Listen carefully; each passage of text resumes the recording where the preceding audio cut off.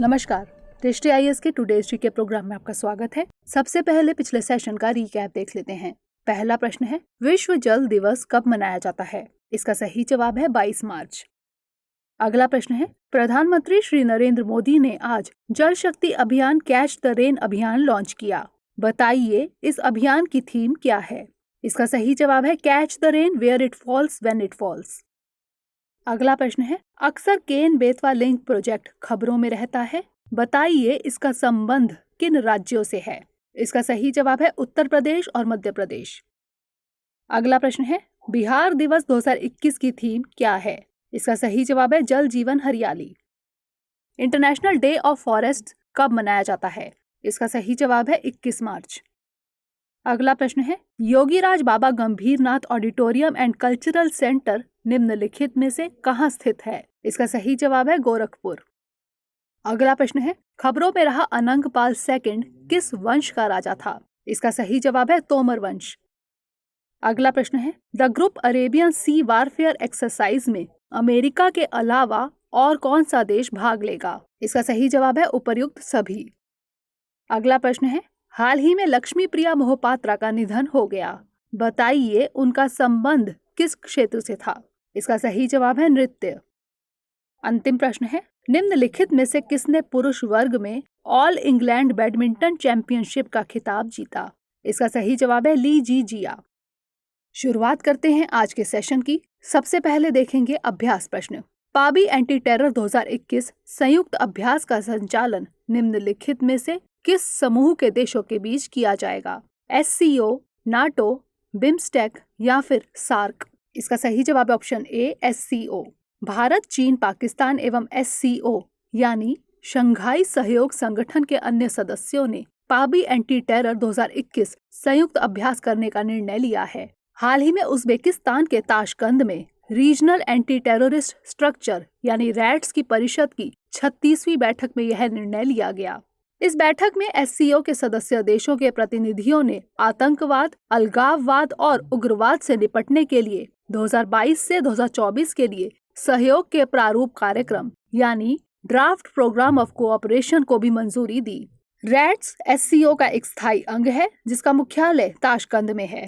Rats आतंकवाद, अलगाववाद और उग्रवाद के खिलाफ सदस्य देशों के बीच सहयोग को बढ़ावा देने का काम करता है। SCO 8 सदस्यों वाला एक आर्थिक एवं सुरक्षा संगठन है। इसमें 8 सदस्य चीन, रूस, Kazakhstan, Kyrgyzstan, Tajikistan, Uzbekistan, Bharat और पाकिस्तान है। तो इस तरह इस प्रश्न का सही जवाब ऑप्शन ए। हमारे वीडियो अंग्रेजी में देखने के लिए फॉलो करें हमारा ही दूसरा यूट्यूब चैनल दृष्टि आईएएस इंग्लिश। आज के सेशन का पहला प्रश्न है, world summit on information society forum 2021 का आयोजन किसके द्वारा किया गया? ITU, यूनेस्को, UNDP या फिर उपर्युक्त सभी? इसका सही जवाब ऑप्शन डी उपर्युक्त सभी। हाल ही में world summit on information society forum 2021 का आयोजन किया गया। इसका आयोजन सामूहिक रूप से अंतर्राष्ट्रीय टेलीकम्युनिकेशन यूनियन यानी ITU, यूनेस्को, UNDP और अंकटाड द्वारा किया गया। इस फोरम में संचार राज्य मंत्री श्री संजय धोत्रे ने भारत का प्रतिनिधित्व किया। World summit on information society का आयोजन हर साल किया जाता है। यह इंफॉर्मेशन एंड कम्युनिकेशन टेक्नोलॉजी के लिए विश्व के सबसे बड़े कार्यक्रमों में से एक है। तो इस तरह इस प्रश्न का सही जवाब ऑप्शन डी। अगला प्रश्न है, निम्नलिखित में से किन्हें वर्ष 2020 के लिए गांधी शांति पुरस्कार दिए जाने की घोषणा की गई है? सुल्तान काबूस बिन सईद अल सईद, बंगबंधु शेख मुजीबुर रहमान, योही ससाकावा या फिर डॉक्टर जूलियस नेरे? इसका सही जवाब ऑप्शन बी बंगबंधु शेख मुजीबुर रहमान। वर्ष 2019 एवं 2020 के लिए गांधी शांति पुरस्कार की घोषणा की गई। 2019 के लिए ओमान के दिवंगत सुल्तान काबूस बिन सईद अल सईद और 2020 के लिए बांग्लादेश के पूर्व राष्ट्रपति बंगबंधु शेख मुजीबुर रहमान को गांधी शांति पुरस्कार दिया जाएगा। गांधी शांति पुरस्कार के लिए ज्यूरी की अध्यक्षता प्रधानमंत्री श्री नरेंद्र मोदी द्वारा की गई। भारत सरकार द्वारा 1995 में महात्मा गांधी की 125वीं जयंती के उपलक्ष्य में गांधी शांति पुरस्कार स्थापित किया गया था। यह पुरस्कार हर साल दिया जाता है। यह पुरस्कार राष्ट्रीयता, नस्ल, भाषा, जाति, पंथ या लिंग से परे किसी भी व्यक्ति को दिया जा सकता है। तो इस तरह इस प्रश्न का सही जवाब है ऑप्शन बी। अगला प्रश्न है, अमर शहीद वीर भगत सिंह, राजगुरु और सुखदेव को किस षड्यंत्र केस में फांसी की सजा दी गई थी? कानपुर षड्यंत्र, लाहौर षड्यंत्र, नासिक षड्यंत्र या फिर काकोरी कांड? इसका सही जवाब ऑप्शन बी, लाहौर षड्यंत्र। प्रधानमंत्री श्री नरेंद्र मोदी ने भगत सिंह, सुखदेव और राजगुरु की पुण्यतिथि पर उन्हें श्रद्धांजलि दी। आज ही के दिन यानी 23 मार्च 1931 को इन 3 क्रांतिकारी स्वतंत्रता सेनानियों को लाहौर षड्यंत्र केस में फांसी की सजा दी गई थी। आज का दिन उन क्रांतिकारियों की शहादत को याद करते हुए शहीद दिवस के रूप में मनाया जाता है। आपको बता दें कि खबरों में रही पुस्तक the execution of Bhagat Singh, heresies of the Raj के लेखक सतविंदर सिंह जस हैं। तो इस तरह इस प्रश्न का सही जवाब है ऑप्शन बी। अगला प्रश्न है, कोरनेट ग्लोबल एकेडमिक चैलेंज 6.0 निम्नलिखित में से किस संस्था के विद्यार्थियों की एक टीम ने जीता है? IIT Delhi, IIT Bombay, IIT Kharagpur या फिर आईआईटी कानपुर? इसका सही जवाब option C, IIT Kharagpur. IIT Kharagpur के 4 अंडर ग्रेजुएट विद्यार्थियों की एक टीम ने कोरनेट ग्लोबल एकेडमिक चैलेंज 6.0 जीता है। यह पहली बार हुआ है जब भारत की किसी टीम ने कोरनेट ग्लोबल एकेडमिक चैलेंज जीता है। सिद्धांत समर्थ, प्रतिम मजूमदार, ऋषिता राज एवं उत्कर्ष अग्रवाल की टीम ने प्रोफेसर जेनिया मुखर्जी के मार्गदर्शन में यह चैलेंज जीता। इस चैलेंज की शुरुआत 2015 में की गई थी। 1300 टीमों में से फाइनल में 4 टीमें university of Washington, New York university, university of Denver एवं आईआईटी खड़गपुर पहुंची थी। कोरनेट ग्लोबल एक गैर लाभकारी संस्था है जिसका मुख्यालय अटलांटा में है। तो इस तरह इस प्रश्न का सही जवाब ऑप्शन सी। अगला प्रश्न है, हाल ही में United Nations office for project services ने किस राज्य में जल जीवन मिशन को सपोर्ट करने के लिए डेनमार्क सरकार के साथ साझेदारी की है? उत्तराखंड, बिहार, झारखंड या फिर उत्तर प्रदेश? इसका सही जवाब ऑप्शन डी, उत्तर प्रदेश।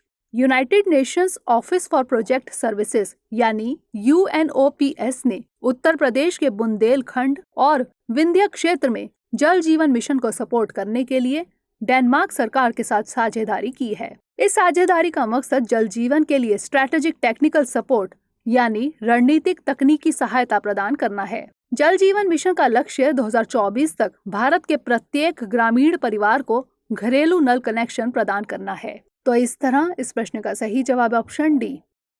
अगला प्रश्न है, हाल ही में 67वें राष्ट्रीय फिल्म पुरस्कार की घोषणा की गई। बताइए किस राज्य ने मोस्ट फिल्म फ्रेंडली स्टेट का पुरस्कार जीता है? गोवा, सिक्किम, हिमाचल प्रदेश या फिर उत्तराखंड? इसका सही जवाब ऑप्शन बी, सिक्किम। हाल ही में साल 2019 की फिल्मों के लिए 67वें राष्ट्रीय फिल्म पुरस्कारों की घोषणा की गई। मोस्ट फिल्म फ्रेंडली स्टेट का अवार्ड सिक्किम राज्य ने जीता है। बेस्ट बुक ऑन सिनेमा का अवार्ड संजय सूरी द्वारा लिखी गई a Gandhian affair, India's curious portrayal of love in cinema को मिला। 67वें राष्ट्रीय फिल्म पुरस्कार 2 श्रेणियों फीचर और नॉन फीचर में दिए गए। फीचर फिल्मों की श्रेणी में बेस्ट हिंदी फिल्म का अवार्ड छिछोरे एवं बेस्ट चिल्ड्रंस फिल्म का पुरस्कार कस्तूरी को मिला। फीचर फिल्मों में सर्वश्रेष्ठ अभिनेत्री का पुरस्कार कंगना रनौत को फिल्म पंगा और Manikarnika the queen of Jhansi के लिए, सर्वश्रेष्ठ अभिनेता का पुरस्कार हिंदी फिल्म भोंसले के लिए मनोज वाजपेयी और तमिल फिल्म असुरन के लिए धनुष को मिला। बेस्ट नॉन फीचर फिल्म का अवार्ड एन इंजीनियर्ड ड्रीम को मिला। तो इस तरह इस प्रश्न का सही जवाब ऑप्शन बी। अगला प्रश्न है, निम्नलिखित में से किन्हें डॉक्टर विष्णु श्रीधर वाकणकर राष्ट्रीय सम्मान से सम्मानित किया गया? Professor Giriraj Kumar, professor VH Sonavade, A और बी दोनों या फिर इनमें से कोई नहीं? इसका सही जवाब ऑप्शन सी, ए और बी दोनों। मध्य प्रदेश की संस्कृति, पर्यटन एवं आध्यात्म मंत्री सुश्री उषा ठाकुर ने भोपाल में आयोजित डॉक्टर विष्णु श्रीधर वाकणकर राष्ट्रीय सम्मान समारोह को संबोधित किया। समारोह में प्रोफेसर गिरिराज कुमार को 2017-18 एवं प्रोफेसर VH सोनवड़े को 2016-17 के डॉक्टर विष्णु श्रीधर वाकणकर राष्ट्रीय सम्मान से सम्मानित किया गया। ये दोनों प्रोफेसर जाने माने पुरातत्ववेता हैं। इनके शोध कार्यों ने भारत की संपदा को प्रामाणिकता देकर विश्व में कीर्तिमान स्थापित किया है। आपको बता दें कि डॉक्टर विष्णु श्रीधर वाकणकर का पुरातत्वों की खोज के क्षेत्र में अमूल्य योगदान था। तो इस तरह इस प्रश्न का सही जवाब ऑप्शन सी। अगला प्रश्न है, बिल नेल्सन को किस संस्था का प्रशासक नामित किया गया है? जाक्सा, यूरोपीय स्पेस एजेंसी, नासा या फिर रॉसकॉस्मॉस? इसका सही जवाब है ऑप्शन सी, नासा। अमेरिका के राष्ट्रपति जो बिडेन ने बिल नेल्सन को नासा का प्रशासक नियुक्त किया है। वह नासा के 14वें प्रशासक होंगे। नेल्सन नासा के मुख्य कार्यकारी अधिकारी के रूप में कार्य करेंगे। वह सीधे राष्ट्रपति जो बिडेन के प्रति जवाबदेह होंगे। वह अंतरिक्ष एजेंसी नासा के विजन को स्पष्ट करेंगे। इस संस्था के प्रोग्रामेटिक और बजट प्राथमिकताओं को तय करने के साथ साथ इसकी आंतरिक नीतियों को निर्धारित करना और एजेंसी के प्रदर्शन का आकलन करना उनका महत्वपूर्ण कार्य होगा। आपको बता दें कि पिछले महीने भारतीय अमेरिकी भव्या लाल को नासा का एक्टिंग चीफ ऑफ स्टाफ नियुक्त किया गया था। तो इस तरह इस प्रश्न का सही जवाब है ऑप्शन सी। अगला प्रश्न है, निम्नलिखित में से कौन से राज्य ने जानवरों के लिए भारत का पहला सरकारी एम्बुलेंस नेटवर्क स्थापित करने का निर्णय लिया है? तेलंगाना, उत्तर प्रदेश, मध्य प्रदेश या फिर आंध्र प्रदेश? इसका सही जवाब है ऑप्शन डी, आंध्र प्रदेश। आंध्र प्रदेश सरकार ने जानवरों के लिए भारत का पहला सरकारी एम्बुलेंस नेटवर्क स्थापित करने का निर्णय लिया है। राज्य में पशुपालन और पशु चिकित्सा क्षेत्र को बढ़ावा देने के मकसद से राज्य सरकार ने यह निर्णय लिया है। राज्य में जानवरों का सही तरीके से इलाज करना भी इसका एक अहम मकसद है। प्रत्येक एम्बुलेंस में एक पशु चिकित्सक और एक पैरा वेटरिनरी वर्कर होंगे। राज्य ने प्रत्येक विधानसभा क्षेत्र में एक मोबाइल एम्बुलेंस वेटरिनरी क्लिनिक स्थापित करने का भी निर्णय लिया है। तो इस तरह इस प्रश्न का सही जवाब है ऑप्शन डी। अंतिम प्रश्न है, प्रणित पोर्टल किसके द्वारा लॉन्च किया गया है? फिक्की, पावर ग्रिड, शिक्षा मंत्रालय या फिर संस्कृति मंत्रालय? इसका सही जवाब option B, power grid. Power grid यानी power grid corporation of India limited ने प्रणित पोर्टल लॉन्च किया है। प्रणित एक ई टेंडरिंग पोर्टल है। यह पोर्टल टेंडरिंग प्रोसेस को और अधिक पारदर्शी बनाने में अहम भूमिका निभाएगा। आपको बता दें कि पावर ग्रिड विद्युत मंत्रालय के तहत एक पब्लिक सेक्टर अंडरटेकिंग है। तो इस तरह इस प्रश्न का सही जवाब है ऑप्शन बी। अब बारी है आज के अभ्यास प्रश्न की। ऑपरेशन थिरुवल्लुर का संबंध निम्नलिखित में से किससे है? तमिलनाडु में मंदिर में प्रवेश, केरल में दिव्यांगों के लिए साइकिल वितरण, तमिलनाडु में दिव्यांगों के लिए साइकिल वितरण या फिर तमिलनाडु में विस्फोट नहीं किए गए आयुध युद्ध सामग्री का डिस्पोजल? इसका उत्तर हमें कमेंट सेक्शन में जरूर भेजिएगा। अगले सेशन में नए प्रश्नों के साथ मिलेंगे। तब तक के लिए पढ़ते रहिए एंड स्टे मोटिवेटेड।